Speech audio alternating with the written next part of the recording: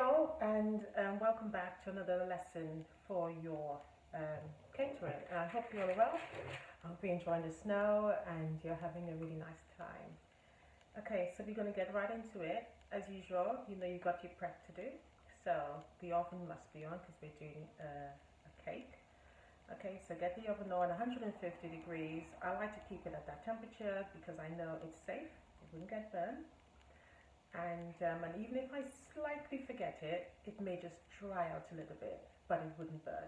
It would burn eventually, okay, but at 150 degrees, it's just going to dry out if you forget it in probably 10 minutes longer. Okay, but first things, get all the ingredients weighed out before you get started so everything is ready and there's no panic, and also line your dish, okay? Your baking tin. Now the recipe calls for 2 sandwich tins, and the sandwich tins are the flat old tins that we actually use for the Victoria sponge. When we made the half of Victoria sponge and we sandwiched the two together, it's the same concept, but in this one what we're going to make is an all-in-one method sponge. All right, so with the Victoria it was the creaming method. Last lesson or last video lesson we did the whisking method, okay, and so the whisking method is by use of aeration, so there's no raising agent in it. This particular one now is the all-in-one method, and that simply means we add all of the ingredients in at once and let the machine or your muscles do the hard work. Now the important thing here is to note the consistency, so you've got to get that visual right, so you must know when it's ready. Okay, so you can add it into your cake tin. But before we go on to that, I need you to line. Now I am going to use an ordinary 8-inch. The recipe calls for I think 20 to 23 centimeters, excuse me, which is 8-inch, 8.5. All right. If you've only got an ordinary cake tin, that will do as long as it's 8-inch. Even if it's slightly bigger, you can still use it. Okay, it just means that your cake may come out a little bit smaller, all right, because the size, all right. So what we're going to do, or what I am going to do, is to slice my whole cake in half.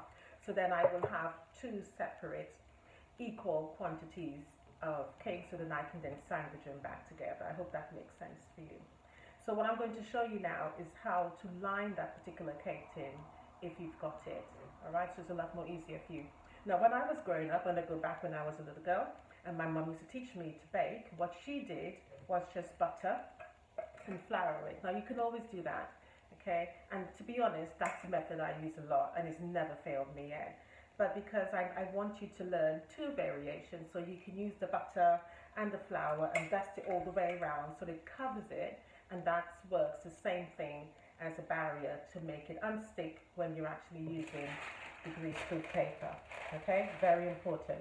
So, but I'm going to show you the greaseproof paper method now, and I think I've shown you the butter technique already. All right, so we're going to do that, and then we're going to move on to actual making the cake. Okay, so what I'm going to do first of all is to measure the base of the tin so that I have an accurate size to place inside. Okay, so I'm just going to use a pencil and just hold it down, mark it round. Okay, get my scissors, cut that out.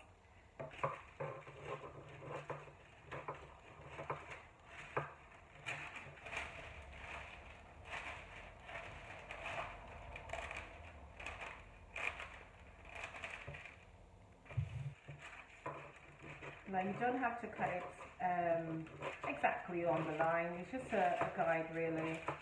Make sure you get it close enough so that it actually fits in the pan. Alright, so what I would say is don't use the line side, turn it upside down and it goes into the tin. Alright, and that is your bottom already done. So that's it there, nice and easy. Okay, the next one is to just cut strips, and I would just accurately, or just take a guess. I just want to mark that there, and on the other side, so that I have a guide as how the width of the actual side of the tin is. And I'm just going to cut some strips here, which I think should be enough for it. I reckon 2 will be ideal to actually get it right.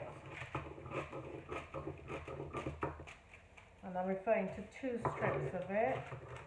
And again, this doesn't have to be exact, it's just something to ensure that your sponge does not actually stick. Alright, I'm going to do another one, rough size of it, so that you know what to do. So if anybody, like I say, if you know how to line the grease a tin with greaseproof paper, you know what to do. And again, turn it on the other side. Now, another thing I do normally is just put a little bit of butter so that the sides stay up when I put it round. That's all it is. Yeah. And just put it against the wall of the tin and it stays round nice and easy. And I'm just going to measure this one as well to see how much I need to cut off, and I will say about there. You can let it overlap, that's not a problem also. Again, it's just a little bit of butter that I'm putting on the back of it so that it sticks to the wall, just a touch. Alright, so it doesn't move. And that's the objective here, is to keep everything nice and snug and lined properly. So that's one of the first things you do. Okay, all done, put that to the side. Well, I'm going to bring my scales in now. And as you can see, I have everything ready. Alright, I have my sieve ready so that I can actually sieve all of the flour and cocoa powder. And remember, you're working with grams, so if you're working with one of these digital scales, you need to make sure that you put it on grams, and it must be set to 0. So you're not weighing the bowl or any other item you have on there. So it must say 0. Okay. The ingredients we're going to start with now, and we're going to start with the self-raising flour, and you need 225. Now, so remember, this is an all-in-one method that we're actually doing. 225. So I'm just going to go straight into it with my sieve. So I'm just giving myself a little bit of organization so I'm not forgetting to do anything. So 225 goes in there, and I'm just going to sieve that in. Now, even though it's an all-in-one method, we still want the texture to be light and free of lumps, of any big lumps that actually can fall into the dish. And when I say fall in, sometimes if you're mixing something, you haven't done it properly, you can see lumps of flour in between the mixture. Alright? So we're going to sieve it, and again, we're adding a little bit of air into it also. And remember, we are using self-raising in this particular one.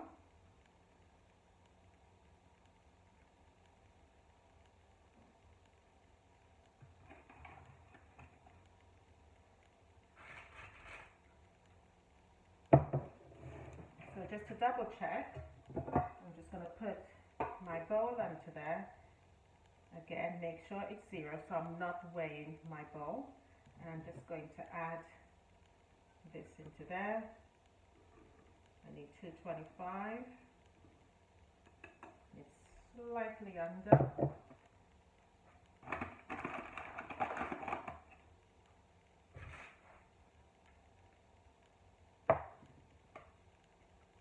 I mean, you can probably just put it straight into the actual dish that you're going to bake. Sorry, mix it all with at the same time. Don't really need to create yourself any more work. Right, I'm just going to, there's a little touch by 4 grams over. I'm just going to remove that.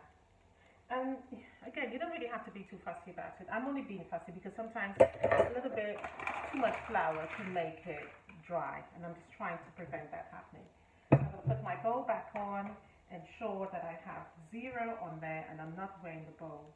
The next I'm going to do is the cocoa powder. And cocoa powder is normally very lumpy. So I'm just going to make sure I mix it all up and crush it down. And again, we are going to sieve this. This one is extremely important for sieving because, again, it can be very lumpy. So you only need 50 grams with this particular one. And I'm going to sift that in.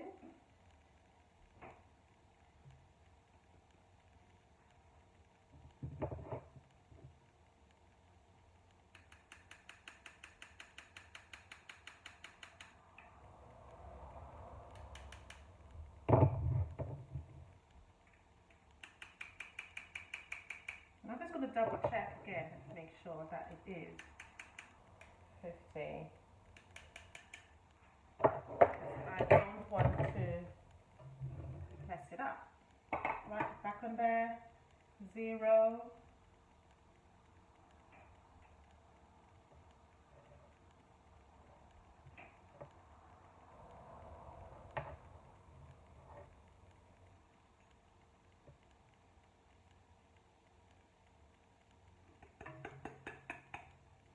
Okay, that's fine.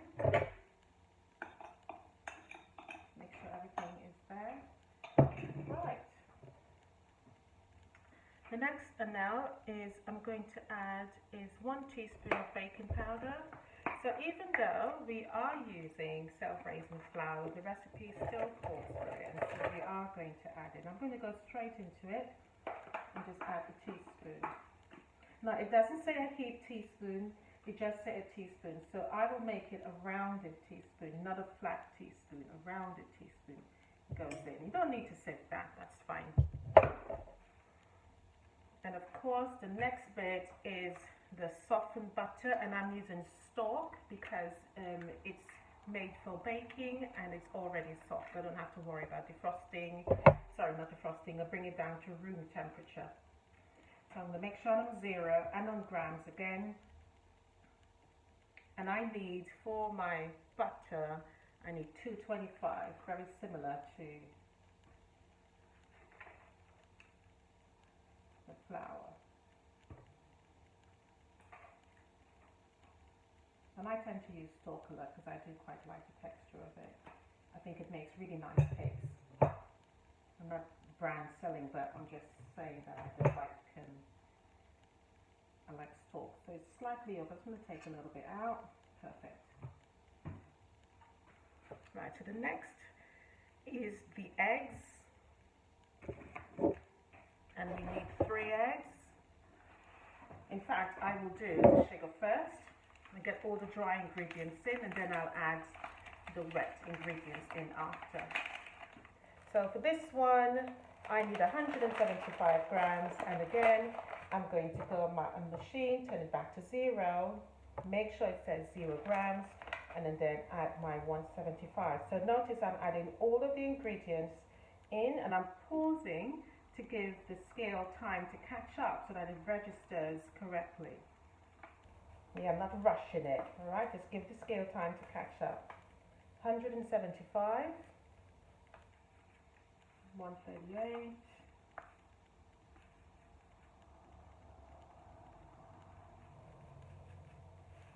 right, a couple bits more. Lovely, perfect. Okay, and the last one is my 3 eggs, and I'm just going to go straight into it with that. And before you go, you just, you add anything else, just double check, or you can tick as you go, so you make sure that you've added all of the ingredients and you've missed nothing out. So the self-raising is in, the cocoa powder, the baking powder, the butter, caster sugar, and I'm now going to add the eggs. And again, there's no need to worry about weighing up as long as you've got the correct size eggs that they recommend in the recipe. Right, that's done, out the way.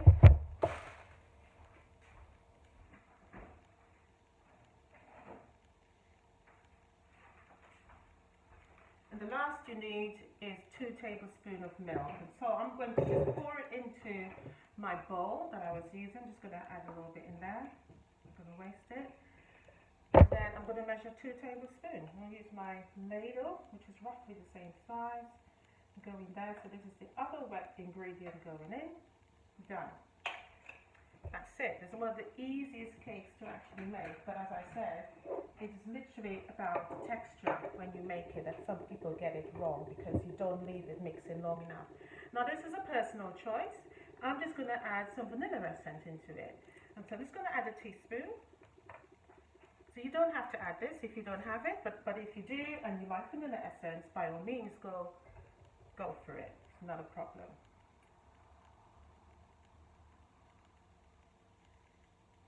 Okay, that's that. Right, go straight onto the machine.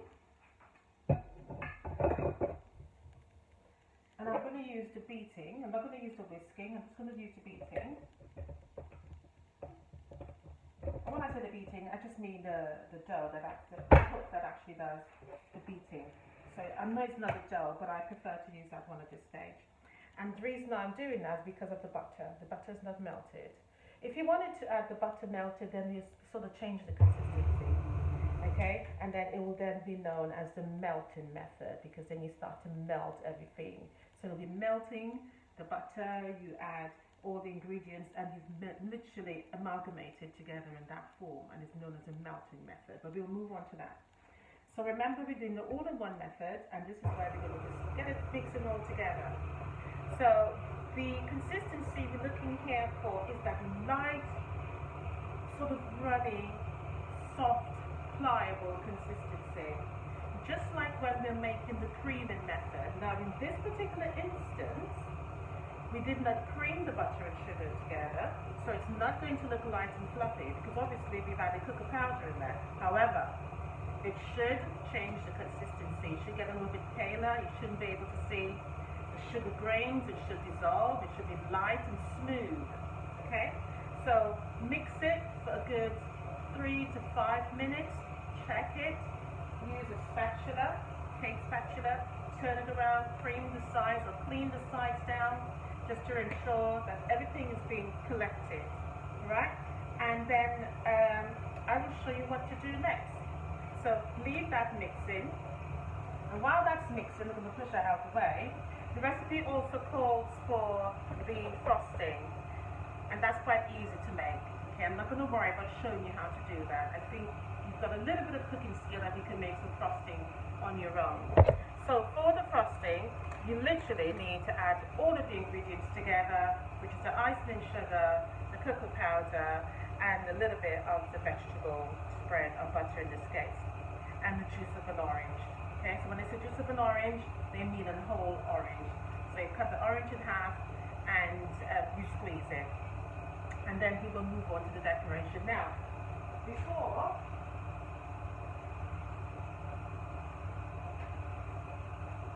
you juice your orange, I need you to zest it.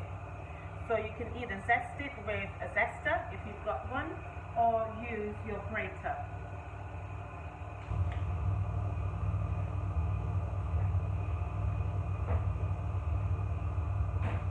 And when you're using the grater, do not use this side because it's the large side. We're not grating cheese. You don't want large chunks of orange peel or orange skin or orange zest into your cake mixture or into your frosting. Okay, that's not going to taste very well. So we're looking for the smaller bit, and all you need to do is just grate it down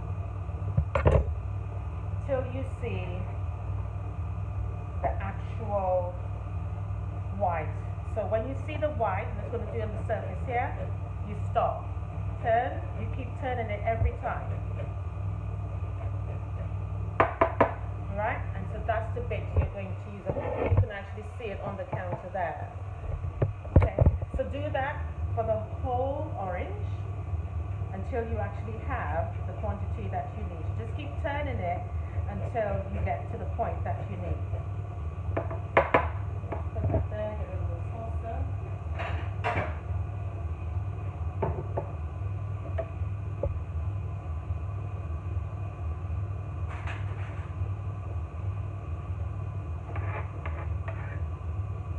Make sure I put it on the plate so you can actually see it a little bit better. Right, so you do the whole, and you don't get much from it at all. Hence the reason why you keep need to turn it, because if you just keep grating on one side, all you're just doing is doing the pith of the actual orange. And as I said, that doesn't taste very nice, okay? Now, as I've been speaking to you, well, video, whilst I've been speaking to you, the mixture has turned to the consistency that I actually want. And I'm going to stop with this because I think I've almost completed it. I just want to show you, make sure you get this right. Tap it out. That's what you're aiming for, okay?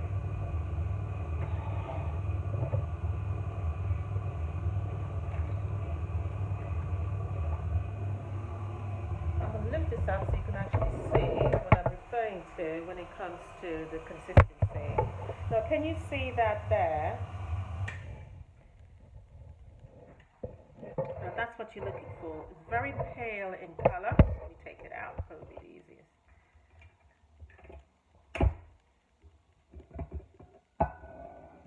Very pale in color, and the very dark chocolate color has evaporated, so it's a bit pale.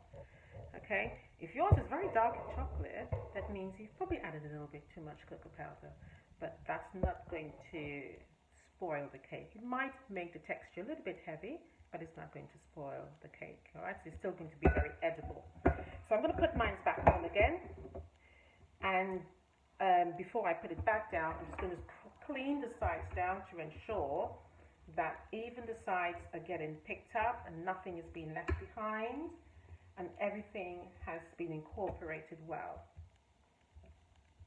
Now, if yours feels slightly thicker for some reason, you can add a little bit more milk to it, just a drop, okay? But don't go adding too much, just a drop of cake, because sometimes flour consistency can be very varied. For some areas it's very dry, depends on the moisture within your kitchen. Okay, so if it needs a little bit more water, just add milk, just add a touch, so a teaspoon at a time if you feel that it is very tight. All right, so I just want to lift this up. Let me just check it. Fine, this consistency seems dropping for me. It's not running off of it, but it certainly can come off quite easily. So I'm going to give that a couple more minutes, and then we will move on to putting it into the actual cake. Now remember, as I said, you need to have everything organized and ready so that when this stage is ready to go, you can simply start putting it into the cake. And I'm mixing it on slow. It's only a number 2, and I've just left it alone to do the work. All right?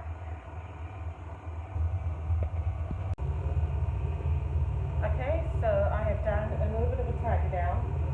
I'm going to stop this now so that you can actually hear me quite clearly.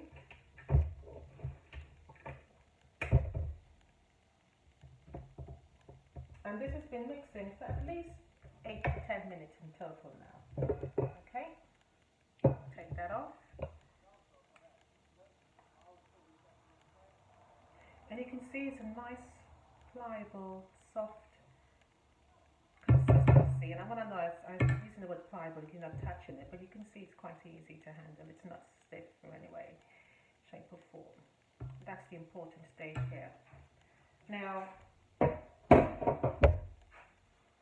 what I need you to bear in mind is that it looks kind of glossy. And I don't know if you can actually pick up the shiny consistency there on the camera, but it looks kind of glossy.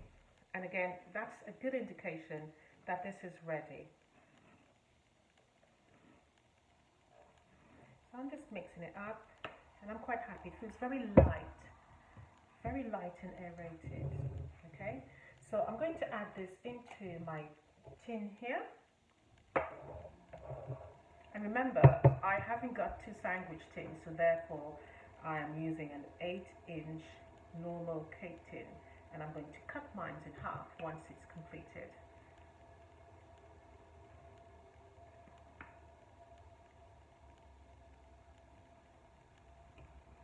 So had I had mine, I would have probably done 2 and a bit for the actual sponge.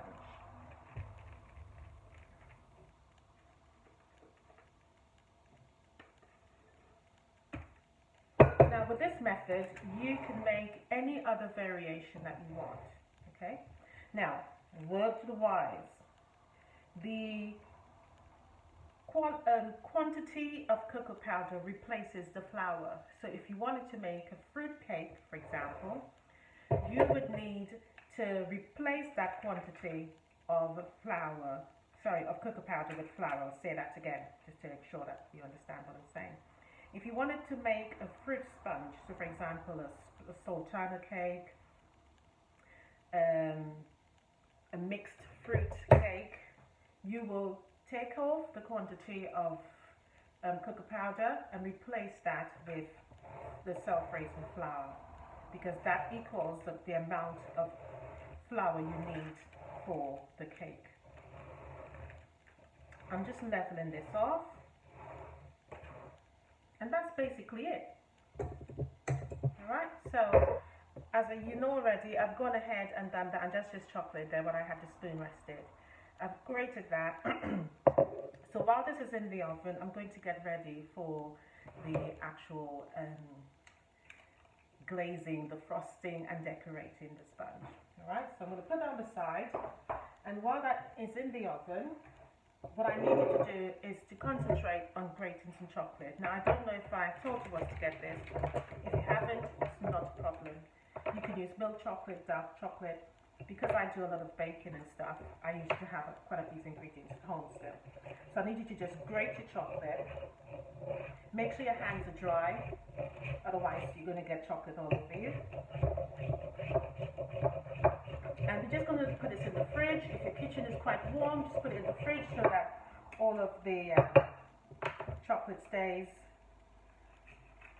whole without actually being melted.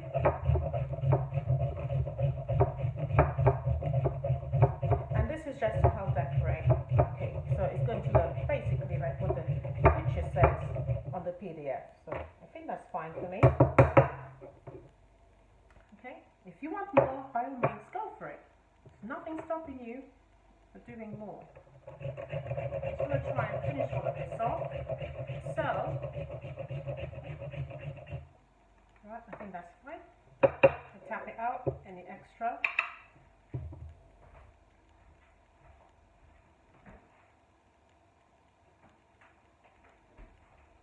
I've put mine straight into the fridge. The cake goes in for, I would say, 35 to 40 minutes.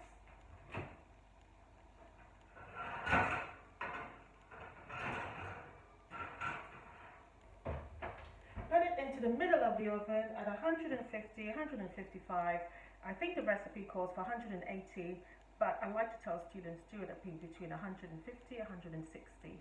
Alright, and that's a nice medium temperature, and that ensures that you don't burn it, because the amount of times I get emails coming back to me, ma'am, I've burned the cake, or so keep it at that nice middle temperature. May take a little bit longer, but at least you know you won't burn it. Okay, so 150, 160, and most ovens will have the temperature gauge written on them. So you'll start with 100, 150, then you'll see a dot that separates, then move on to the 200. So just put it on the dot so that you know you're right in between that temperature control, so that you don't have to burn. Okay, so I'm going to let you go now, and I will come back and show you what it looks like all together presented. Okay guys, so my cake is ready, and I would say to you, make sure it's stone cold before you start putting all of the filling, etc. in it. So remember, it's 2 sandwiches. I'm going to show you how I do mine, and then obviously just quickly decorate it, and the rest is up to you. Okay, take the back off. My cake is stone cold. Just going to put it on the cake board so it's easier for me to handle. Put it on something high. If you've got to cut it in half, I'm going to use a knife. Put it right in the middle of the cake. Go all the way through, keeping it nice and centered so you get 2 even sides.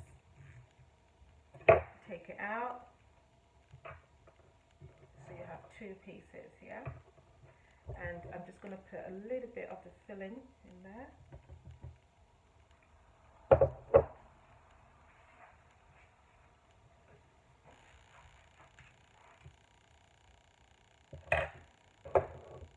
I'm not going to put too much.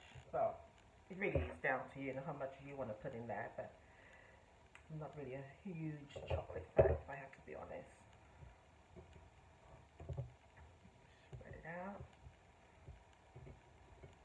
Mine is a little bit cold. I've had it in the fridge. So I would say make sure yours is at room temperature, so it's a little bit easier to spread out. And then put it on. And of course, I would say when you're doing this, try and have a little bowl of hot water so you can dip your palette knife back in, so it's easier to spread it.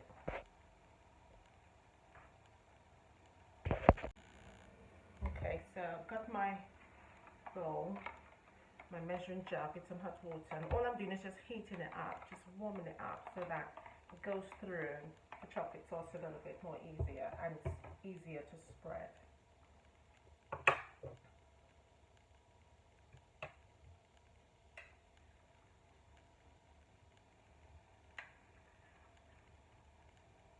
So remember, well, I'm gonna put it all on top, just work it around the cake itself. Dip this back in my water every time so that it's softer.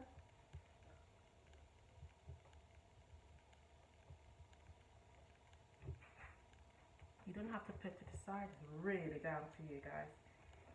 So this is all the different techniques you would have to do. And if you do something like this for your exam, certainly gain a lot of points for it. Well, I should say marks for it.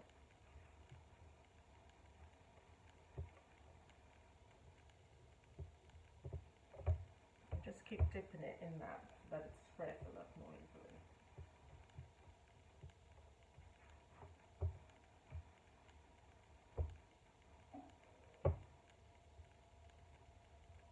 So just follow the instructions on the PDF to make the filling, the frosting. And all it is basically is adding all the ingredients together and making sure you get that nice firm consistency. Don't worry, I'll clean up my area once I'm done. And I'm happy with that. I'll just clean my hands.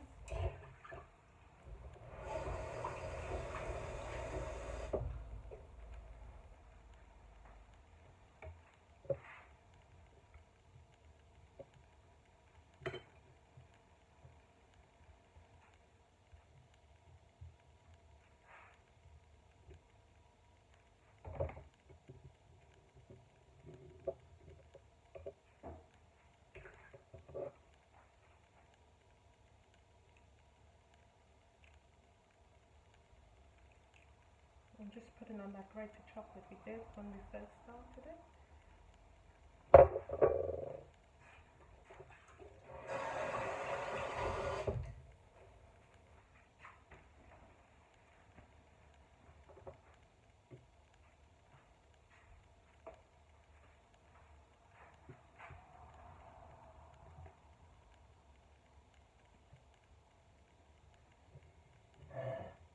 Again, you can put as much chocolate as you want on. I mean, I really don't put too much chocolate on this because I do intend to have a slice, but I am watching my weight as usual, so hence the less amount of chocolate on that. So please, you can go all the way around and finish off yours.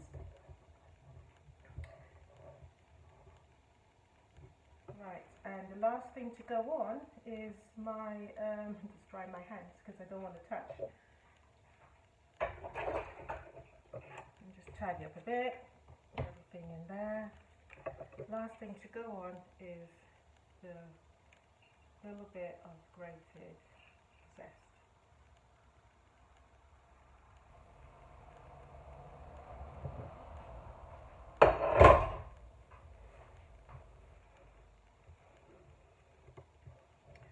And that's your all-in-one method of making a chocolate cake. So let's cut this and see what it actually looks like.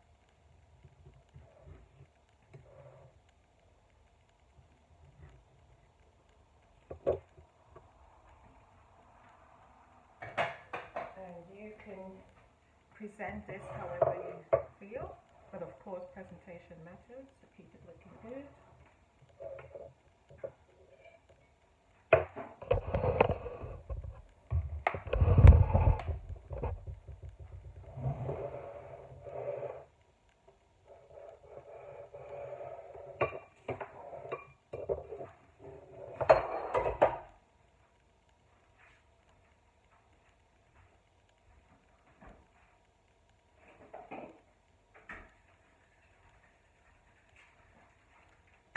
haven't got fresh cream, so I'm going to go with a little bit squirty.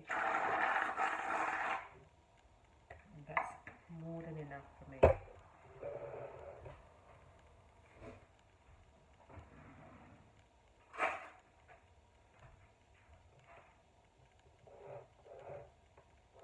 Let's have a try of this and see. I'm not a big fan of chocolate, but there you go. It's not too bad. So, let me see a bit of yours.